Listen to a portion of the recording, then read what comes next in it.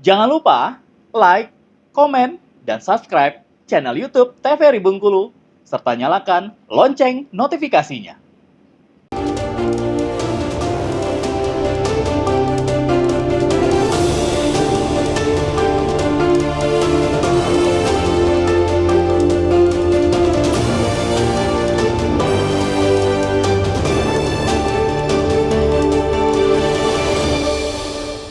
Baik, selamat petang pemirsa. Senang sekali jumpa kembali bersama saya Khairul Fahmi. Kali ini di Berendo TVRI Bengkulu untuk edisi hari ini. Dan di kesempatan hari ini tentunya kita membahas satu tema, yaitu mengenai Kamtibmas dan pelayanan publik di bulan suci Ramadan.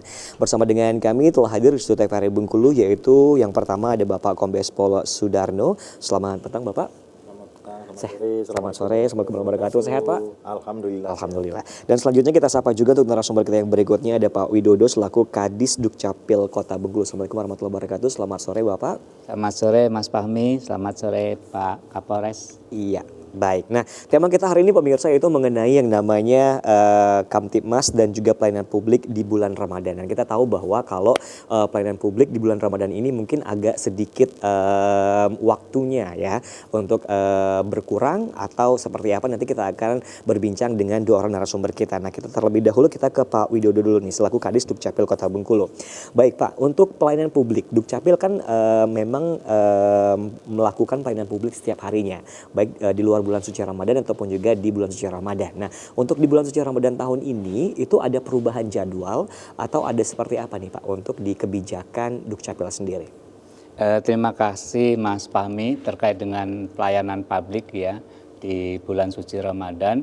Pada intinya ada penggeseran spek waktu ya, dari jam 8 sampai jam 13 itu dari hari Senin sampai Kamis. Dari hari Senin sampai Kamis. Ya, dari hari Jumat itu jam 8 sampai jam 15.30. Namun yang jadi ukuran kita adalah kualitas layanan, bukan kualitas waktu ya.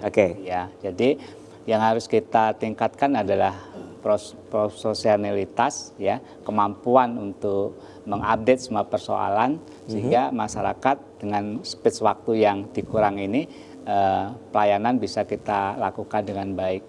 Apalagi saat ini dari kepolisian penerimaan pegawai baru ya, anggota baru. Nah ini juga menjadi tantangan kita untuk memproses sesuai dengan ketentuan sehingga anak-anak kita khususnya di Kota Bengkulu ini terlayani dengan baik. Kalau nggak salah terakhir tanggal 5 ya, maka kita pun harus berhati-hati karena datanya ini harus benar-benar valid ya, terkait dengan KK, KTP, ijazah, akta kelahirannya, sehingga anak-anak kita ini secara administrasi sudah terpenuhi secara baik. Karena terkadang anak-anak kita di dalam melaksanakan seleksi CPNS maupun TNI Polri itu hal-hal yang sepele ya, terkait dengan spasi, dengan hal-hal yang belum sinkron. Jadi ini menjadi rutinitas kita. Kemudian nanti juga ada tim dari Dukcapil yang disertakan untuk verifikasi ulang seperti itu. Oke, baik. Nah, untuk kebijakan perubahan jadwal ini itu setiap tahun dilakukan setiap bulan Ramadan atau seperti apa nih Pak?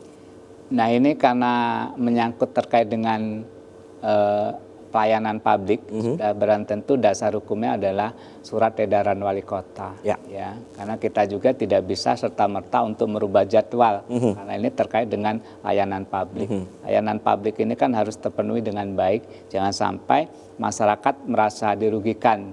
Mungkin ada juga momen-momen adik sanak kita yang mungkin sekolah atau mungkin dia kerja di luar, momen untuk memasuki bulan puasa atau lebaran dia mudik ya. Mungkin ada proses administrasi yang perlu diselesaikan. Ini juga menjadi momen yang harus kita sikapi seperti itu Mas Fahmi. Oke, baik. Kita beralih ke Pak Kapolres tentunya. Pak Sudarno, seperti apa nih untuk pelayanan publik khususnya untuk di lingkungan Polresta sendiri? Seperti itu. Apakah ada perubahan jadwal untuk layanan publik sendiri atau seperti apa Pak? Ya, untuk di Polresta, kalau pelayanan publik polisi itu kalau masa-masa Ramadan nanti sampai Lebaran itu justru kita akan meningkat pelayanan. Bukan malah berkurang. Bukan malah berkurang. Karena kenapa demikian? Karena aktivitas masyarakat. Polisi itu bekerja itu harus melihat kondisi masyarakat. Kalau ada peningkatan kegiatan masyarakat, Ya. kita juga ikut Meningkat. meningkat. Meningkat. Sebagai contohnya begini, kalau hari-hari biasa, sore hari, ini menjelang-jelang sore hari ini, pasar-pasar tumpah kan banyak tuh. Iya. Nah, kan. Kalau pasar tumpah banyak, otomatis anggota akan mendatangi pasar-pasar tumpah untuk mengatur lalu lintas di sana, untuk menjaga keamanan, ketertiban di sana. Kemudian setelah itu nanti Taraweh. Taraweh pergi ke masjid, kita aktivitas patroli, penjagaan, pengawalan itu akan meningkat juga. Meningkat juga. Yang biasanya sorenya itu enggak, dengan Ramadan Ya. kegiatan itu justru ada. Belum lagi nanti subuh. Iya, betul. Ya kan? Kalau subuh biasanya patroli sudah menurun, kita patroli subuh akan meningkat. Karena kegiatan-kegiatan masyarakat meningkat. Contohnya kita kenal kalau di Bengkulu ini ada Asmara Subuh. Iya, betul, Pak. Di Asmara Subuh itu banyak di sana anak-anak yang nongkrong, Iya. kemudian anak-anak yang Balap liar, notabene balap liar. Alhamdulillah kita sudah cegah sejak awal sampai sekarang, sampai hari ketiga ini tidak kita ketemukan balap liar. Karena kita sejak awal sudah mewanti-wanti, kita juga melakukan penindakan tegas terhadap pelaku-pelaku balap liar. Kemudian untuk pelayanan di kantor, seperti SIM, STNK, kemudian SKCK, itu tetap Tetap kita dilakukan. mulai jam 8 sampai jam 3 sore. Berarti tidak ada perubahan jadwal, Pak? Kita tidak ada perubahan jadwal, tetap hari Senin sampai hari Jumat dengan waktunya tetap. Itu untuk pelayanan publik yang kita lakukan selama bulan Ramadan. Jadi mau bulan Ramadan, mau tidak bulan Ramadan, sama saja. Justru bulan Ramadan kita bekerja lebih ekstra. Oke, baik. Nah, dengar-dengar Pak, dengar-dengar nih katanya kalau ada kabar katanya kalau pembuatan SKCK ini itu dibatasi per orang setiap harinya. Atau itu benar atau tidak, Pak? Sebenarnya bukan pembatasan. Bukan pembatasan, tetapi kapasitas pekerja itu kan ada batasnya. Ya.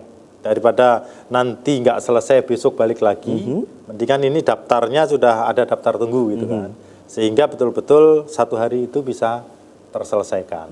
Baik. Jadi itu untuk memudahkan pemohon juga, jangan sampai berhari-hari juga antri, kemudian nggak selesai besok datang lagi. Nah, kita yakinkan mereka datang, kuotanya kira-kira sehari berapa, itu yang diselesaikan, sehingga sebelum jam 3 sudah clear. Sudah clear ya. Oke, baik. Kita beralih lagi ke Dukcapil nih ya. Ada Pak Widodo. Nah, Pak Widodo, kita tahu bahwa kalau bulan suci Ramadan itu kan banyak orang-orang yang apalagi pegawai nih ya kan datangnya agak terlambat seperti itu karena mungkin karena sahur dan lain sebagainya.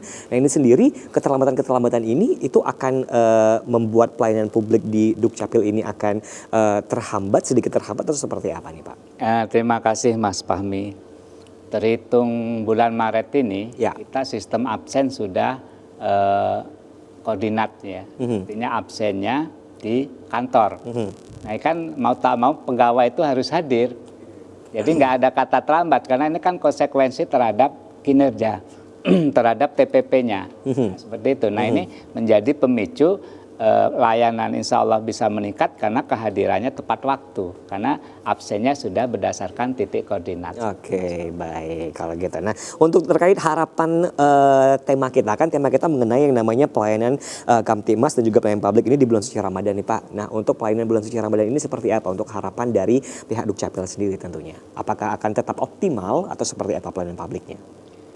Insya Allah Mas Fahmi, karena kami juga dengan Pak Kapolres sama ya, intinya bagaimana memberikan rasa nyaman, rasa aman bahwa semua layanan bisa mereka dapatkan.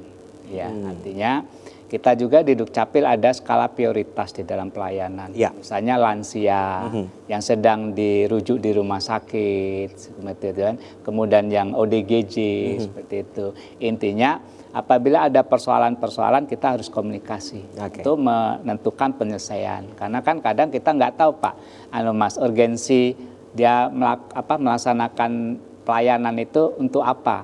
Kadang sekedar untuk melengkapi. Ada yang memang betul-betul urgen ya untuk operasi, mungkin anaknya sudah masuk rumah sakit seperti itu. Jadi kita juga bisa memilah-milah terkait dengan situasi dan kondisi di lapangan di dalam memberikan layanan. Oke, baik Pak Dodo, kita akan jeda iklan dulu Pak. Kita mohon izin tentunya tetap bersama kami pemirsa di Berndo TVRI Bengkulu. Kita kembali setelah jeda berikut. Tetap bersama kami di Berndo TVRI Bengkulu.